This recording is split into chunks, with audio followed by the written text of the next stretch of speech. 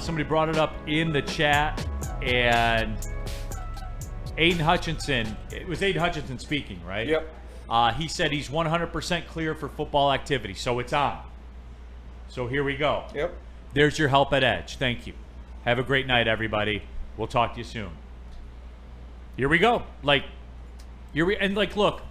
we figured this was going to be the case, but it does feel pretty good to hear it. It does feel very good. Feels liberating. So when Doc comes in next Tuesday, we gotta go back to the well on it, man, because I gotta know. Yeah. I definitely have to know. Skydog, I attended a Panthers game in 1985. Hurricane, we want Rugaro tickets. Yeah, shout out. I know, we got to get them photos of Power Neck, man. Shout out to Power Neck. Shout out to Rougarou. But yeah, so again, D-Mac, does that get you tingly a little bit? Maybe a little bit. Well, I'm not looking for full on, No. Full mass. No. That's a long way to go. Oh, the blood's flowing.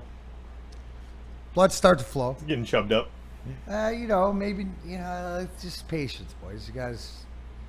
But pique my interest. Is that good? That's fair. DNC ENT. Imagine if his extension gets announced today as well. Yeah, that would be hype. And that might be it. But I mean, it's like I expected it. I almost, the fact that he was out there running and doing whatever else, this day was always going to come, right? He wouldn't be progressing in his rehab. So, I mean, whether it happened today or not, I think that's more the bigger thing is that he's healthy.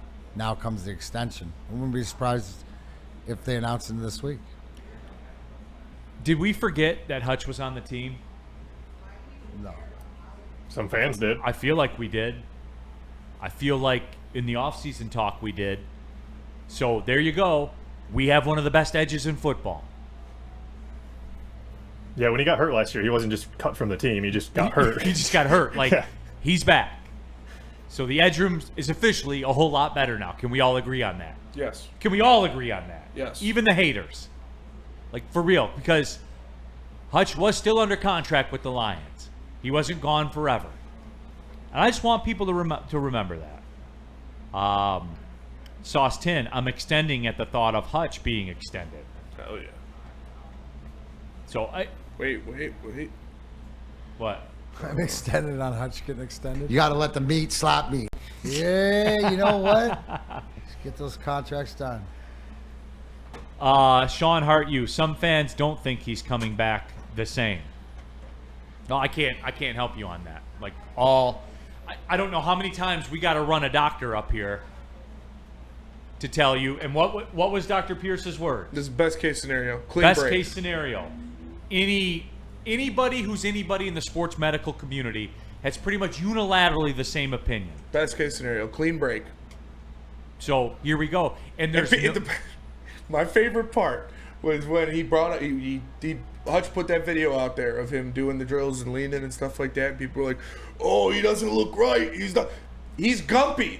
He's always moved like that. He is all. No, he's got aura. He is always moved. But not like when he that. runs. Now he runs. He's gumpy. Okay, I'm trying to figure out the aura parameter. Yeah, it's that's one of them for sure. Okay. But he's always moved like that. He's this big, tall, gumpy dude, but he's a freak, and he's always looked clunky and stuff when he runs. So I'm happy Hutch is back. I love Hutch.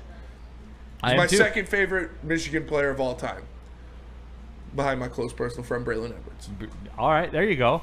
I have Woodson ahead of Braylon, but fair. Slightly. Yeah, he knows that too, and he respects it. Yeah. I don't like any Michigan players. You don't like Braylon? I mean, I don't mind Braylon. I'm not going to sit here and be like, I love Michigan players. I don't like Michigan. I'm never going to root for Michigan. I'll say, good for Braylon, but. Dude, I like Braylon. I like Braylon too. I don't like Michigan. Woodward Sports chat thread, Jason Kenyon never lost Hutch. He just got hurt. Now he has a complimentary line in the trenches to help him out. Any averted edge will be good to book in. Z signs after OTAs. Be real. I would love that. No, but D-Mac, and again, if you look at what the Lions did in the draft, and people were like, where's Hutch's help? I'll stand on it. There's his help. Mr. Williams is his help. That was a draft pick to help Hutch. Was it not? Somebody tell me I'm wrong. It Somebody was. in this room. It was, and we talk about on heavyweights a lot about how they designed that defense last year and the defensive line to push everything towards Hutch. They put Hutch out 5 feet outside of the left tackle so he can get the one-on-ones on the left tackle, and they have their other 2 defensive tackles in the other end destroying the pocket and forcing the quarterback to roll towards Hutch, so he's just waiting for him. That's how they designed that pass rush to work last year, and it was working very fucking well until Aidan Hutchinson got hurt to the tune of 7.5 sacks in 5 games. So expect something like that as well, and having a guy like Tyleik Williams who can crush the pocket and force the quarterback to roll towards Hutch is going to be good. What do you think John Effing Lord, Hutch and Ahmed will eat this year? What do you think Ahmed's role is in this? He's going to be a rotational guy at the end of the year. Like, I think it's up to him. People having these expectations of him to come in and be the bookend edge rusher next to Hutch is insane. You know there are people out there that Absolutely. think that. I know. Oh, I know. I've posted the videos and I've seen the comment. Guy's going to be dynamite next to Hutch. It's like, I like Ahmed Hassaneed. I have 0 expectations for him next year. I need to see. I think he's going to make the team off of who he is alone, and he's got the success there as well. But I think people putting him as the savior is aggressive. Let the kid learn how to play football completely, and then learn how to play in the NFL. But I think by the end of the year, he's going to be a rotational piece, and he'll be a good one at that. Yep. Weezy D313. We have Davenport and Pascal. Gotta believe in Marcus Davenport. We gotta believe. I believe in Marcus Davenport. Hey, how many games over under? How many games he play? You're telling me to set the line? Yep, set the line. Is in my heart or in my head? No. Set. If you were a sports If book, I was set a sports the line. book, I'd set the line at 6.5. I would have gone 7.5, but yeah. Yeah. If I'm Spencer Raxter, I'm saying he's playing 12 at least. Okay. Oh man, I know you would. Woodward Sports chat thread. Sean Hart, Ahmed's bend is top tier, and he has a massive motor. Here we go, Spenny. It's his bend is good. He does have a massive motor. He needs to get more technical, more pass rush move. But like I said, I like him a lot, and it's not like he's this charity case that they got in this. Like, he had very, very, very good production when he was at Boise State. Like, upper echelon production to tie with his work ethic and who he is. If he would have done what he did at Boise State and Alabama or Texas A&M or any big, 2 when you look at the Big Ten and the SEC school, he would have been a second-round pick. But it was Boise State, and he's still learning. I just don't have these high expectations of him yet, but I think he's going to be a good player. You don't think he's going to have double-digit sacks? No, I would not pencil him in. 13? No, I don't think I can. 11? No. 9.5. I would be happy with 4. I would be extremely happy with 4. I can't wait for that. I'm just trying to get mentally. I know we're in May. Yeah. But July's here before you know it. Yes. So I got to get loose and I got to get ready to go. All right, here we go. Nick Pancone, 2 is the over-under. Skydog, 5. Tommy K, 8. Danny G, Davenport, Super Bowl MVP. That would be awesome. Woodward Sports chat thread, Jack Stark, 3.5. Weezy D313, over-under Hutch games, 15.5, because they'll have it wrapped up at the division anyway. And Salty Pork Chop says, Spenny, don't you think the same thing could be said for Tyleik, a guy who has never been known as a pass rush defensive tackle? Now we're asking him to do everything. He does everything. That's what they're not asking him to be a pass rush tackle. They're asking him to cause chaos and draw double teams. And that's what he's going to do. That's what he's done his whole career. And that's what he's going to do well for the Lions. They're not asking him to go out there and sack the quarterback 12 times. They're asking him to go out there and make sure he has 2 men guarding him. And if he doesn't, he has the quarterback running for his life. And that's what he's done his whole career. All right, get into that Woodward Sports chat thread. Get your thoughts out there as well. Kenyon says Ahmad will be rotational at best. He's got a lot of NFL development. Be damned if he isn't the most coachable player we drafted. He wants to learn and get out there. Z will teach him. Right here, right now, is he going to sign? I think so, yes. I think he just doesn't want to do the OTAs and stuff I think like yeah, that. it's just gonna be a post-June thing. I still do think he's feeling something out, and he very well could not, because it happens every year. Oh shit, somebody goes down in training camp. A pass rusher goes down for a team in training camp. Zadarius Smith's still out there. I'll give you $10 million to come play here next year. Boom, he'd do that in a heartbeat. But we'll see. Hopefully, if him and Cashstall stay together, he's staying. Tommy K, big year for Pascal. What do you think?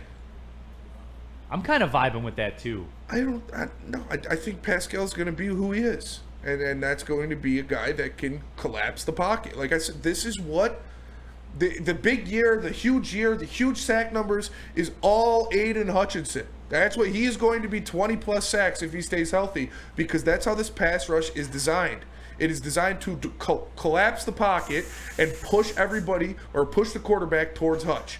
Everybody else's job on this defensive line is to make sure the quarterback is running towards Hutch.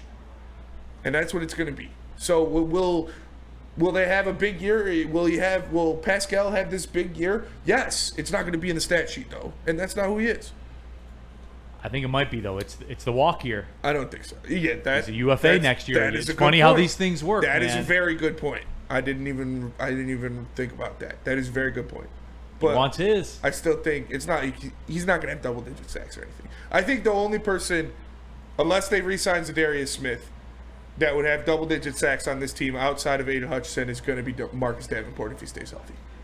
I think it's going much like the Eagles were last year, and much like the Eagles have been the past couple of years. You're going to have one guy who has an insane amount of sacks, and then you'll have 4 or 5 guys that have 5 or 4 and stuff like that. So, yeah. Unless they sign Zadarius Smith, then Zadarius Smith I would expect to have double-digit sacks. Thomas Perry, I'll be a wreck until I see Hutch getting up after a few scrums or pileups. I can't lie. Oh, yeah. I'm stoked, but fatherly concerned. There will be that first game. I'm going to be holding my breath all year. They're because that was... I already forgot. They're on the road, right, for the first game? Yeah. Green Bay, at Green Bay. Lambeau. Which... If there was at Ford Field, you would hear people hold their breath, like 80,000 people, 65,000 people You'd hear hold their a pin breath. drop Yeah. in Ford Field. If I don't, or if I hit this Riley Green bet, which I have as over 20 and a half home runs on Which the it season, looks like you're gonna. which it looks like I'm going to, Unless they send him down to the minors. I will take all of the money I made off that and put it on Aidan Hutchinson to record a sack in game 1, because he is going to be fucking fired out of a cannon. He didn't get to play the Packers last year. It's probably gonna be like minus money anyways, but still, I'll do it tomorrow. Still do it. I'm gonna put an absurd amount of money on that. Can't wait. Sean Hart, the first couple tackles J-Mo got hit with, I was holding my breath until he stood up. J-Mo, fucking dude. I'm telling you, it's all the guys that like eat like shit. Yeah. And it's like gummies and hot chips and shit like that. They're small. They're not normally all very skinny, slender guys. Right. And they get hit, and they just pop up, bounce up, and they ugly hits too, where they like bang Yeah. and stuff, and you're like, oh fuck, and then they just pop up and they run to the sideline. It's wild how that works. And then he's at the party store that night picking up everybody's tab. Yeah. I remember, I forget who was talking about it. It was like a trainer for the NBA. He was talking about how all of the guys that come through their training academy and they're eating right, they're drinking the protein shakes, they're portioning their meals, stuff like that. Those are all Division III guys. The Division I guys, they show up with a bag of Skittles in their hand and they go out there and they drop 40. Well, that's because they don't. That's the way they work. Yeah, they were born with it. They don't got to put in all that work. It's just God-given stuff. Yeah. And then you get the elite of the elite, which have both like Kobe and LeBron and Jordan and all those guys. Marked Royal, Lions were bottom 10 team in sacks with 37 with Hutch through week 5. Right, Marked Royal, and they were only 4 behind the Eagles last year as a team, and the Eagles lost their big sack getter last year in Sweat. Like this whole coronation of the Eagles, and it's just understood that the Eagles defense is the gold standard, and they're going to sack the quarterback on every play. You got to look at shit in a vacuum, man. It all stems off of Jalen Carter. and his ability to put pressure on the quarterback. Right. Up the middle. Well, And offensive line injuries for the Chiefs in that game. That- Jalen Carter definitely- and Jordan Davis, they have two Davis, too. monster athletes just causing chaos. Right. It's not just one, it's two. But everyone that wants to take that one example and make it speak for the whole, that's not the case, man. Facts. Any Super Bowl the Chiefs have lost, there's been devastating injuries on the offensive line. Yep. He lost both his tackles before the Buccaneers Super Bowl. Could you imagine if the Lions go to the Super Bowl and they lose Decker and they lose Penei Sewell I don't even before the Super Bowl? But that's what I don't happened want to the admit Chiefs. It is what happened to the Chiefs. But And then we wonder what happened. Like, why did Mahomes win?